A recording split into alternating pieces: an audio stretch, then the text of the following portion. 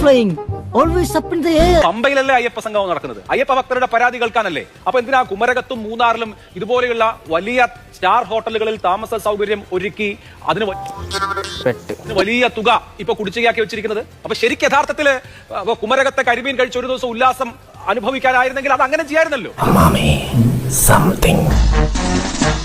അങ്ങ് പറഞ്ഞതിനെ തന്നെ ഞാൻ പ്രതികരിക്കാം. അങ്ങ് ഈ പറഞ്ഞ ആളുകളൊന്നും CPM-ന്റെ പോളിറ്റ് ബ്യൂറോ മെമ്പർമാർക്ക് നേതാക്കന്മാർക്ക് സംസാരിക്കാനൊന്നും കുമരക റിസോർട്ട് കൊടുത്തില്ല.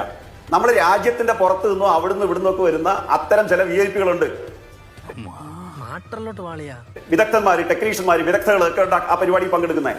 അവർക്ക് മാന്യമായ അക്കോമഡേഷൻ കൊടുക്കണം. കുമരകം ചെയ്തില്ല, ഇത്രേ ചെയ്തുള്ളൂ. ഇങ്ങനെ ബഹളം വെക്കുന്നത് ഹോട്ടലും താജ് ഹോട്ടലും ഒക്കെ താമസിക്കാതെ നിലയ്ക്കലും പമ്പയിലും ഒക്കെ എത്ര ഹോട്ടലുകളുണ്ട് സാർ? അല്ല ഇതിലെ നമ്മുടെ യുക്തി പമ്പയിൽ നടക്കുന്ന അയ്യപ്പ സംഗമം അങ്ങ് പറഞ്ഞു എക്സ്പേർട്സിനെയും മറ്റൊക്കെ, ഏത് എക്സ്പേർട്സിനെയും അറിയില്ല. ഓക്കെ, VIP ഗസ്റ്റുകളെ താമസിപ്പിക്കാൻ കുമരകം, എനിക്ക് മനസ്സിലായി. കുത്തി പറയുന്ന പോലെ എനിക്ക് ഫീൽ ചെയ്യുന്നുണ്ട് കേട്ടോ.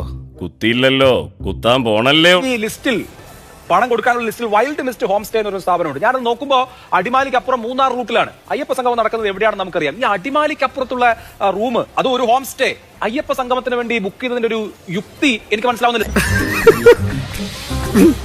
നിങ്ങൾക്ക് അറിയാവുന്ന ഒരു കാര്യം നിങ്ങൾ അല്ല, ഞാൻ പറയട്ടെ, പമ്പയിലും മറ്റ് സ്ഥലങ്ങളിലും മാത്രമായിട്ട് റൂം എടുക്കാൻ പറ്റില്ല. കേരളത്തിന്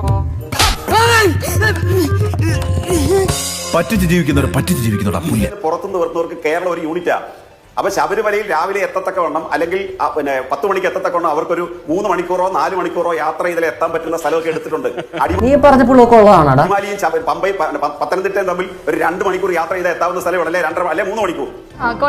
പിടിച്ച നായപ്പ പുതിയ കഥ ഇറക്കാപ്പാ. അപ്പൊ രാവിലെ അവർക്ക് 7 മണിക്ക് തിരിച്ചാൽ 10 മണിക്കത്തെ സംഗമം. കേട്ട് ഞാൻ മടുത്തു. ഇന്നറിയണ്ട, വിട്. തൽക്കാലം ഇത്രയും മതി.